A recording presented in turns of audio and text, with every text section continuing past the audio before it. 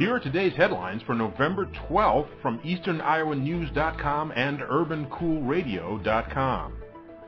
Today, the Iowa Judicial Branch initiated further steps to reduce its operating expenses for the current fiscal year to help address the state's financial problems.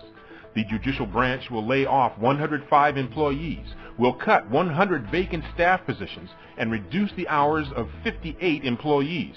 All told, these cuts add up to 9.3% reduction in the workforce. Today's actions are in addition to the 10 days of court closures and unpaid leave for all judges, magistrates, and court employees announced earlier this week.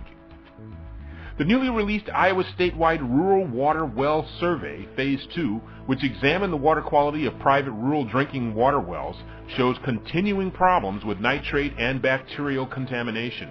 The survey, which was led by the University of Iowa Center for Health Effects of Environmental Contamination, also reveals that a high percentage of wells statewide were contaminated with arsenic. The survey, conducted from 2006 to 2008, sampled 473 wells in the state for bacteria, nutrients, metals, common-use herbicides and insecticides, and herbicide degradants. Return to EasternIowaNews.com for more details on this story. Governor Chet Culver and Congressman Dave Loebsack announced today that more than $1.3 million in federal and state funds have been identified and are in final approval for disaster recovery efforts for the city of Cedar Rapids.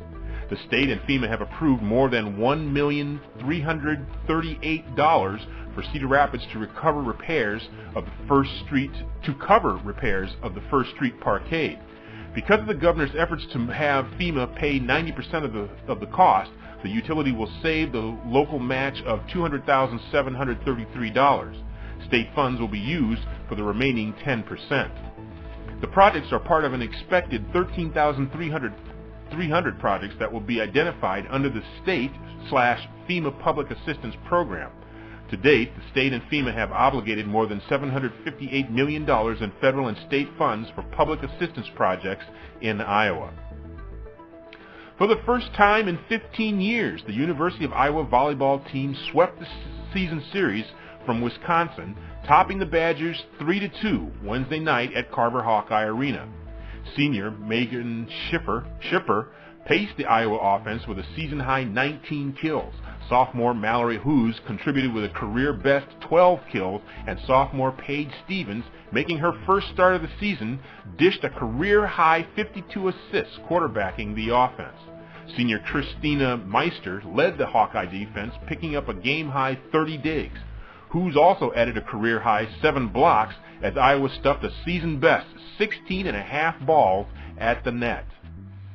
And finally, the University of Iowa Hygienic Laboratory announced today that Miss Iowa 2009, Ann Michael Languth, will serve as its Environmental and Public Health Laboratory Ambassador to bring awareness to a looming workforce shortage in the public health sector.